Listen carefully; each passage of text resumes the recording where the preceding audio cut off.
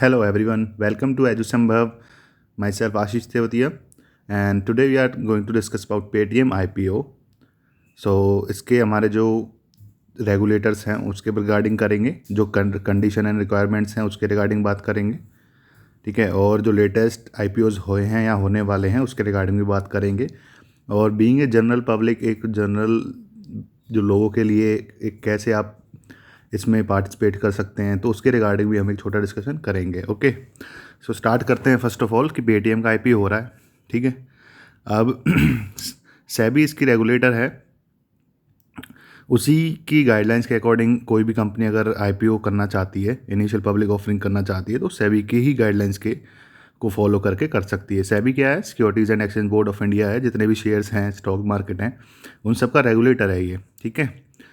तो सेबी एक्ट 1992 के अंडर एक स्टैच्यूटरी बॉडी है और यही रेगुलेट करती है, ठीक है। तो अब ये जो IPO है, ये है क्या बेसिकली?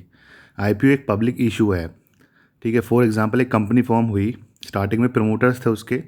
जैसे कंपनी फॉर्म होती है, कंपनी एक्ट के अंडर प्रमोटर्स होते हैं जिनका आइडिया होता है, जिनका स्टार्टिंग में कैपिटल होता है, वो उसको जब फॉर्म कर लेते हैं, ठीक है। तो स्टार्टिंग में कम इन्वेस्टर्स होते हैं, लाइक 4-5 फाउंडिंग मेंबर्स हो सकते हैं, ठीक है। बट एक टाइम पे जब आपकी कंपनी बड़ी हो जाती है, एक अच्छे लेवल पे हो जाती है, तो आप उसको IPO कर सकते हैं, यानी कि उसके जो शेयर्स हैं फर्दर डिवाइड कर सकते हैं और कुछ भी फिक्स करके, मतलब एक अमाउंट फिक्स करके उस शेयर्स को मार्केट में उतार सकते हैं IPO के थ्रू।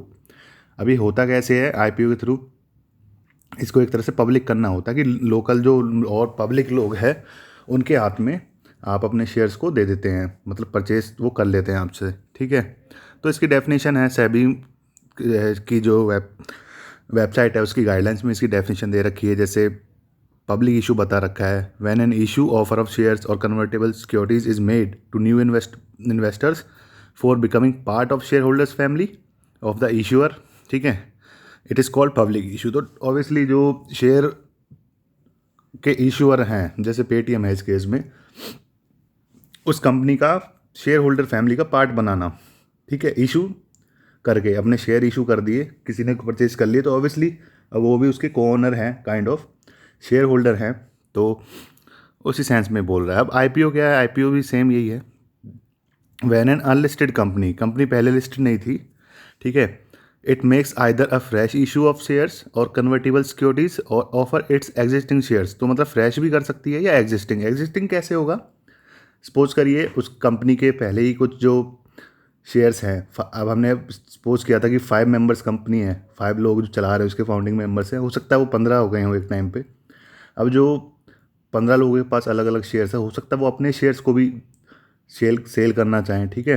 तो फ्रेश भी हो सकता है ऑल टुगेदर प्राइमरी मार्केट में, और सेकेंडरी में भी हो सकता है, जैसे किसी ने शेयर परचेज कर लिया और वो बाद में ट्रेड करेंगे। लेकिन अभी हम प्राइमरी मार्केट से कंसर्न है, क्योंकि IPO प्राइमरी मार्केट में ही वर्क करता है। ओके,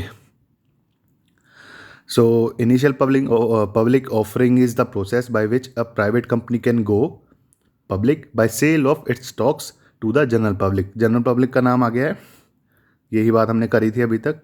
न्यू भी हो सकते हैं, ओल्ड कंपनी ओल्ड भी हो सकती है, ठीक है। बट सबसे पहले उसको कुछ कंडीशन फुलफिल करनी पड़ेंगी अगर किसी कंपनी को IPO करना है, ठीक है।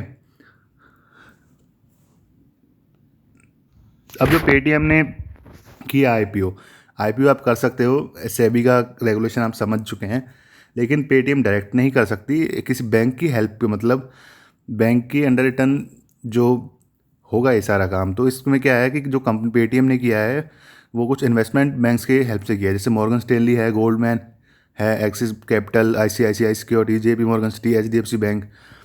तो ये रनिंग लीड मैनेजर्स थे, ठीक है, मैनेजर हैं IPOs के। और after the IPO the company share trade in open market, ठीक है, वो सेकेंडरी मार्केट का है। जैसे आप सुनते होंगे म्यूचुअल फंड सही है, शेयर में पैसा लगाओ, बिनोमो, पता नहीं कितनी तरह की ऐप्स आ रही हैं, वो सेकेंडरी मार्केट की ऐप्स हैं कि एक बार शेयर परचेज हो चुके हैं प्राइमरी मार्केट में IPO में या फिर बाई सम अदर वे, उसके बाद जिन्होंने परचेज कर रखे हैं, अब उसका जैसे प्राइस बढ़ रहा है, कंपनी के शेयर्स की वैल्यू बढ़ रही है, तो वो सेकेंडरी मार्केट में ट्रेड कर रहे हैं। जैसे ट्रेड आप समझते हैं कि किसी चीज़ को कुछ अमाउंट पे परचेज करना एंड देन उसे सेल करना प्रॉफिट में, तो वही है सेकेंडरी मार्केट, वो होगी, ठीक है जी।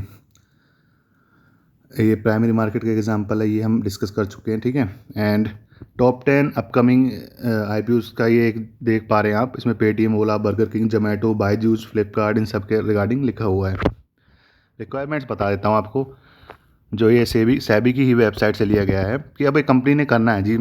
सोच लो ये कंपनी ने आज अपने आप को IPO अपने शेयर्स इशू करने हैं, तो उनकी कंडीशंस क्या रहेंगी कि कोई भी कंपनी आई बन गई, ठीक है, अच्छी वैल्यू वाली कंपनी, तो वो कर देगी, या फिर कुछ particular amount, particular gains, particular profit उनका होना चाहिए तभी कर पाएंगे।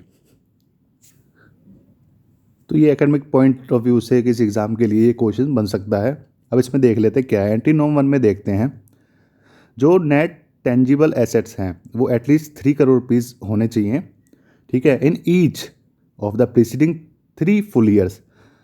ईच मतलब जो 3 ईयर्स हैं प्रीसीडिंग, जो पिछले 3 बीते हुए साल हैं, होने चाहिए उसमें, ठीक है। और उसका नॉट मोर देन 50%, मतलब 50% से ज़्यादा मॉनेटरी एसेट्स में नहीं होना चाहिए, ठीक है। अब ये जो 50% मॉनेटरी एसेट्स वाली लिमिट है, ये भी एग्जेम्प्ट हो सकती है अगर public offer is made entirely through offer for sale. Offer for sale वो है जब एक बार पहले किसी के पास अगर शेयर है, जैसे कि मैंने आपको बताया था कि सिर्फ एक सिंगल पर्सन तो कंपनी है नहीं, और लोगों ने भी शेयर ले रखे हैं जो इनिशियली स्टार्टिंग में प्रमोट किया है, जिन्होंने कंपनी को अपना कैपिटल लगाया है, उनके पास शेयर हैं। अगर वो ऑफर फॉर सेल करते हैं तो उसमें ये रिक्वायरमेंट जरूरत नहीं पड़ेगी, ठीक है। अब मिनिमम ऑफ ₹15 करोड़ ये रिक्वायरमेंट भी है, minimum of ₹15 crore as average pre tax operating profit. Pre tax operating profit ये है कि टैक्सेशन लगने से पहले, देखिए आपको कोई भी अगर आप प्रॉफिट कर रहे हो तो उसका सर्टेन जो अमाउंट है वो आपको टैक्सेशन में देना पड़ेगा, ठीक है, जिसको हम डायरेक्ट अपनी इंडिविजुअल लेवल पे इनकम टैक्स कहते हैं और कॉर्पोरेट लेवल पे कॉर्पोरेट टैक्स कहते हैं, ठीक है। तो वो जो 15 करोड़ होना चाहिए लास्ट 3 ईयर्स में, और प्रीसीडिंग 5 ईयर्स, जो लास्ट 3 ईयर है वो प्रीसीडिंग 5 ईयर्स होने चाहिए वो भी, ठीक है। नेटवर्थ है 1 करोड़ का होना चाहिए ईच प्रीसीडिंग 3 फुल ईयर्स में, वही 3 ईयर्स वाला फिर इशू है, ठीक है। और कंपनी का नेम चेंज हुआ तो एटलीस्ट 50% जो उसका रेवेन्यू है, कंडीशन डी है कि अगर कंपनी ने नेम चेंज कर लिया, सपोज जैसे आजकल फेसबुक ने मेटा कर लिया अपना नाम, ठीक है, तो उसी तरह से अगर कोई कंपनी जोमेटो कल को कुछ और नाम चेंज कर लेती तो उस केस में क्या रहेगा, तो उस केस में ये रहेगा कि एटलीस्ट 50% जो रेवेन्यू है प्रीसीडिंग 1 ईयर का, वो should be from the new activity donated by the new name, की जो अब 50% जो रेवेन्यू है वो उस न्यू कंपनी या फिर जो न्यू नेम है उसी के ही एक्टिविटीज़ से होना चाहिए, तब मतलब क्वालिफाई करते हो, ठीक है। The issue size should not be exceed 5 times the pre issue net worth, ठीक है। सेल्फ एक्सप्लेनेटरी है, इसमें तो कुछ बताने की जरूरत नहीं है। ऑल्टरनेटिव रूट्स भी दे रखे हैं, एंटीनोम 2 भी दे रखा है, ठीक है। तो यही इसके जो बेसिक है। अब शेयर प्राइस पेटीएम का क्या रहा है, 2150 रुपीज़ रहा है, ठीक है।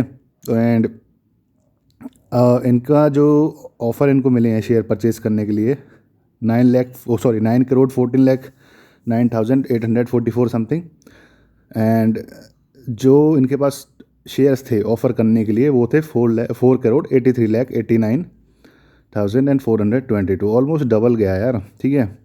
तो ऑफ़र ज़्यादा आया इनके पास और ये जो दे पाए वो कम दे पाए हैं, ठीक है। ये मिक्स था, इसमें फ्रेश भी थे, OFS भी थे, ठीक है। OFS on the tune of 10,000 crore था, और जो फ्रेश इशू ऑफ शेयर्स था वो 8,300 करोड़ था, ठीक है। तो एकेडमिक पॉइंट ऑफ व्यू से रिक्वायरमेंट की ज़रूरत है। रेगुलेटर सेबी के बारे में आ सकता है, ठीक है, कि सेबी के बारे में जैसे कब इस्टेब्लिश्ड हुआ, ठीक है, सेंट्रल बॉडी है, मुंबई में हेडक्वार्टर हैं इसके, और ये सारी, ठीक है। इससे और इसमें कुछ एकेडमिक पॉइंट ऑफ व्यू से वो है नहीं, जनरली आपको बता दिया है। आपने अगर शेयर परचेस करने हैं तो आप आजकल एप्लीकेशन देख ही रहे हैं, ठीक है। म्यूचुअल स्टॉक भी आप देख पा रहे होंगे, ठीक है। और इसमें अपना डीमैट अकाउंट होता है, मतलब 2-3 तरह के अकाउंट होते हैं। डीमैट हो गया जैसे, वो अकाउंट आप अपने बना लो, उसमें जाके आप अपने शेयर परचेस कर सकते हो। उसके रिगार्डिंग भी एक वीडियो में डाल दूंगा, ताकि अगर आपको शेयर परचेस करने तो उसमें भी आपको हेल्प हो जाए, ठीक है। अगर वीडियो अच्छी लगी आपको तो आप प्लीज़ लाइक कर दीजिएगा, इस कमेंट भी कर सकते हैं अगर आपको कोई इसमें इशू अब भी रह गया समझने में, या फिर कोई अगर आपको कोई भी ऑब्जेक्शन आपको लगता है आप कर सकते हैं, so that I can improve. And thank you so much for watching my video. Take care, bye bye.